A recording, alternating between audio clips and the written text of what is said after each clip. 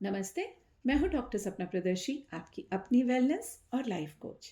आइए अब हम मिलकर एकादश अध्याय का पाठ आरंभ करते हैं, जो कि देवताओं द्वारा देवी की स्तुति तथा देवी द्वारा देवताओं को वरदान देने का अध्याय है। मैं भुवनेश्वरी देवी का ध्यान करती हूँ। उनके श्री अंगों की आभा प्रभात काल के सूर्य के समान है और मस्तक पर चंद्रमा का मुकुट है। वे उभरे हुए स्तनों और 3 नेत्रों से युक्त हैं। उनके मुख पर मुस्कान की छटा छाई रहती है और हाथ में वरद, अंकुश, पाश एवं अभय मुद्रा शोभा पाते हैं।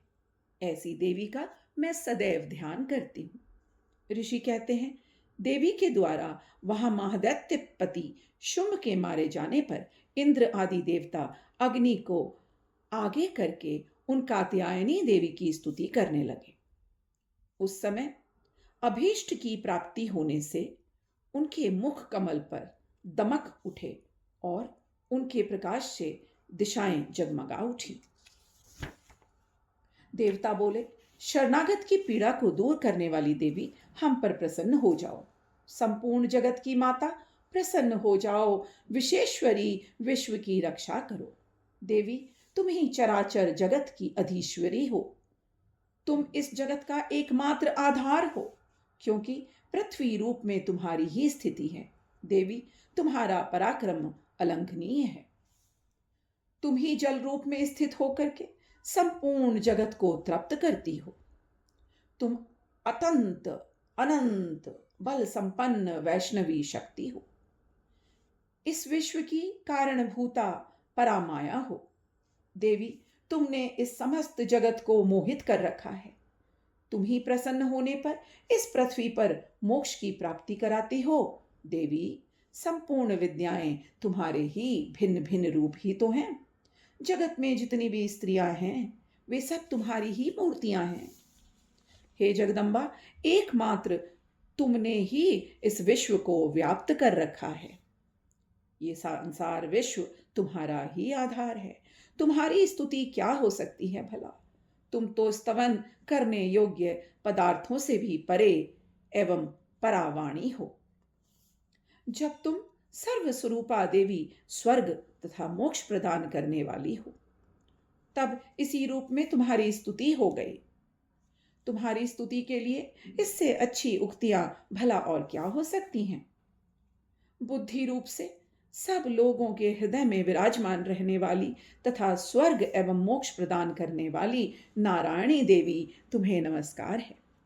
कला, काष्ठा आदि रूप से क्रमशः परिणाम अवस्था परिवर्तन की ओर ले जाने वाली तथा विश्व का उपसंहार करने में समर्थ नारायणी, तुम्हें नमस्कार है। नारायणी, तुम सब प्रकार का मंगल प्रदान करने वाली मंगलमयी हो। कल्याणदायिनी शिवा हो। सब पुरुषार्थों को सिद्ध करने वाली शरणागत वत्सला, 3 नेत्रों वाली महागौरी हो। तुम्हें नमस्कार है। तुम सृष्टि, पालन और संहार की शक्ति भूपा सनातनी देवी, गुणों का आधार और सर्वगुणमयी हो। हे नारायणी, तुम्हें नमस्कार है।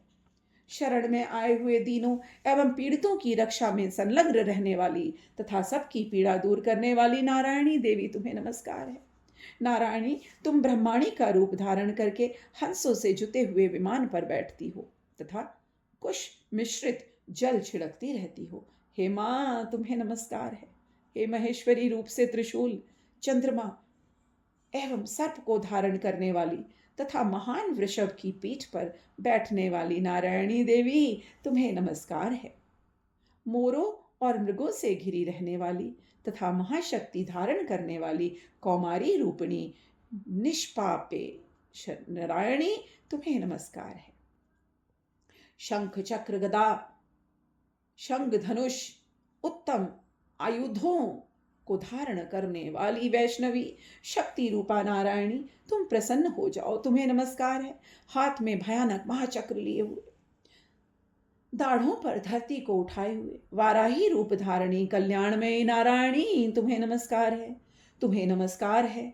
भयंकर नरसिंह रूप से दैत्यों के वध के लिए उद्योग करने वाली तथा त्रिभुवन की रक्षा में संलग्न रहने वाली नारायणी तुम्हें नमस्कार है।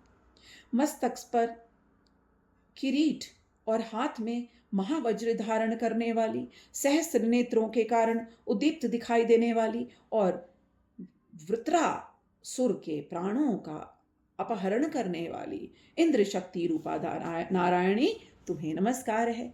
शिवदूती रूप से दैत्यों की महिती सेना का संहार करने वाली भयंकर रूप धारण तथा विकट गर्जना करने वाली नारायणी तुम्हें नमस्कार है। तुम्हें नमस्कार है। दाढ़ों के कारण विकराल मुख वाली मुंडमाला से विभूषित मुंडमर्दिनी चामुंडा रूपा नारायणी तुम्हें नमस्कार है। लक्ष्मी लज्जा, महाविद्या, श्रद्धा, पुष्टि, स्वधा, ध्रुवा, महारात्रि तथा महा अविधा रूपा नारायणी तुम्हें नमस्कार है। मेधा, सरस्वती, वरा अर्थात श्रेष्ठा, भूति अर्थात ऐश्वर्य रूपा, बाभ्रवी अर्थात भूरे रंग की अथवा पार्वती, तामसी, महाकाली अर्थात महाकाली, नियता अर्थात स्वयं प्राणायाम तथा ईशा अर्थात सबकी अधीश्वरी रूपिणी नारायणी तुम्हें नमस्कार है। सर्वस्वरूपा, सर्वेश्वरी, सब प्रकार की शक्तियों से संपन्न दिव्य रूपा दुर्गे, सब भयों से हमारी रक्षा करो तुम्हें नमस्कार है। कात्यायनी, यह तीन लोचनों से विशोभित विभूषित तुम्हारा सौम्य मुख सब प्रकार के भयों से हमारी रक्षा करो। हे माँ तुम्हें नमस्कार है। भद्रकाली, ज्वालाओं के कारण विकराल प्रतीत होने वाली, अत्यंत भयंकर और समस्त असुरों का संहार करने वाली तुम्हारा त्रिशूल भय से हमें बचाए तुम्हें नमस्कार है।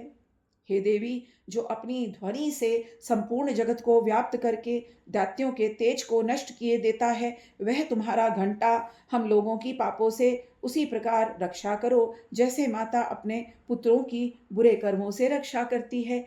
हे माँ चंडिके तुम्हें नमस्कार है। हे चंडिके, तुम्हारे हाथों में सुशोभित खड्ग जो असुरों के रक्त से चर्बी से चर्चित है, हमारा मंगल करे। हम तुम्हें नमस्कार करते हैं। हे नारायणी तुम्हें नमस्कार है। देवी, तुम प्रसन्न होने पर सब रोगों को नष्ट कर देती हो और कुपित होने पर मनोवांछित सभी कामनाओं का नाश कर देती हो। जो लोग तुम्हारी शरण में आ चुके हैं उन पर तो विपत्ति आती ही नहीं है। तुम्हारी शरण में गए हुए मनुष्य दूसरों को शरण देने वाले हो जाते हैं। हे देवी अंबिके, तुमने अपने स्वरूप को अनेक भागों में विभक्त करके नाना प्रकार के रूपों से जो इस समय इस धर्मद्रोही महादैत्य का संहार किया है, वह सब दूसरी भला और कौन कर सकती है। विद्याओं में ज्ञान को प्रकाशित करने वाले शस्त्रों में तथा आदि वाक्यों में वेदों तथा तुम्हारे सिवा इसका वर्णन भला और कौन है, तथा तुमको छोड़कर दूसरी कौन ऐसी शक्ति है जो इस विश्व को अज्ञान में घोर अंधकार से परिपूर्ण ममता रूपी गड्ढे में निरंतर भटका रही है। हे माँ नारायणी तुम्हें नमस्कार है। जहाँ राक्षस, जहाँ भयंकर विष वाले सर्प, जहाँ शत्रु, जहाँ लुटेरों की सेना, जहाँ दानव दल हो, वहां तथा समुद्र के बीच में साथ भी रह करके तुम विश्व की सदैव रक्षा करती हो। मां विशेश्वरी, तुम विश्व का पालन करती हो। विश्व रूपा हो, इसीलिए संपूर्ण विश्व को धारण करती हो, इसीलिए तुम्हें विश्व रूपा कहा गया। तुम भगवान विश्वनाथ की भी वंदनीय हो। भगवान विश्वनाथ भी आपकी पूजा करते हैं। जो लोग भक्तिपूर्वक तुम्हारे सामने मस्तक झुकाते हैं, वे संपूर्ण विश्व को आश्रय देने वाले हो जाते हैं। हे देवी, प्रसन्न हो जाओ। जैसे इस समय असुरों का वध करके तुमने शीघ्र ही हमारी रक्षा करी, उसी प्रकार सदा हमें शत्रुओं के भय से हमें बचाए रखना। संपूर्ण जगत का पाप नष्ट कर दो माँ, और उत्पात एवं पापों के फलस्वरूप प्राप्त होने वाले महामारी आदि आदि बड़े बड़े उपद्रवों और रोगों को शीघ्र ही दूर कर दो। हे माँ, विश्व की पीड़ा दूर करने वाली देवी, हम तुम्हारे चरणों में पड़े हुए हैं, हम पर प्रसन्न हो जाओ। त्रिलोक निवासियों की पूजनीय परमेश्वरी, सब लोगों को वरदान दो। देवी बोली, हे देवताओं, मैं वर देने को तैयार हूं। तुम्हारे मन में जो भी इच्छा हो वह वर मांगो। संसार के लिए उस उपकारक वर को मैं अवश्य दूंगी। देवता बोले, सर्वेश्वरी, तुम इसी प्रकार तीनों लोकों के समस्त बाधाओं को शांत रखना, सदैव शांति फैलाना, हमारे शत्रुओं का नाश करती रहना। देवी बोली, देवताओं, वैवस्वत मनवंतर के 28वें युग में शुंभ और निशुंभ नाम के 2 अन्य महादैत्य उत्पन्न होंगे। तब मैं नंद गोप के घर में उनकी पत्नी यशोदा के गर्भ से अवतीर्ण हो विंध्याचल में जाकर रहूंगी और उन दोनों असुरों का मैं नाश करूंगी। फिर अत्यंत भयंकर रूप से पृथ्वी पर अवतार लेकर के मैं वैप्रचित नाम के दानवों का वध करूंगी। उन भयंकर महादैत्यों को भक्षण करते समय मेरे दांत के अनार से फूल की भांति लाल हो जाएंगे। तब मैं स्वर्ग में देवता और मृत्युलोक में मनुष्य सदा मेरी स्तुति करते हुए रक्तदंतिका के नाम से मुझे जानेंगे।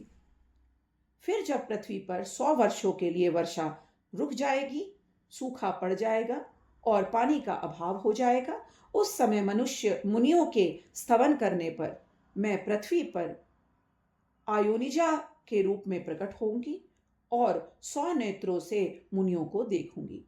अतः मनुष्य शताक्षी इस नाम से मेरा कीर्तन करेंगे। मैं शताक्षी के नाम से जानी जाऊंगी। देवताओं, उस समय मैं अपने शरीर से उत्पन्न हुए शाकों द्वारा समस्त संसार का भरण पोषण करूंगी। जब तक वर्षा नहीं होगी तब तक वे शाक ही उन सबके प्राणों की रक्षा करेंगे। ऐसा करने के कारण पृथ्वी पर शाकंभरी के नाम से मेरी ख्याति होगी और लोग मुझे शाकंभरी देवी के नाम से जानेंगे। उसी अवतार में दुर्गम नामक महादैत्य का वध करूंगी।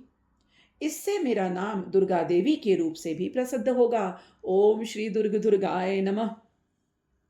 मैं फिर भीम रूप धारण करके मनुष्यों की रक्षा करने के लिए हिमालय पर रहने वाले राक्षसों का भक्षण करूंगी। उस समय सब मुनि भक्ति से नतमस्तक होकर मेरी स्तुति करेंगे। तब मेरा नाम भीमा देवी के नाम से जाना जाएगा। ओम श्री भीमा देवी नमः। जब अरुण नामक दैत्य तीनों लोकों में भारी उपद्रव मचा रहे होंगे, तब मैं तीनों लोकों का हित करने के लिए 6 पैरों वाले असंख्य भ्रमरों का रूप धारण करके उस महादैत्य का वध करूंगी। उनका वध होने पर उस समय सब लोग मुझे भ्रामरी के नाम से चारों ओर मेरी स्तुति करेंगे। ओम भ्रामरी देवी नमः।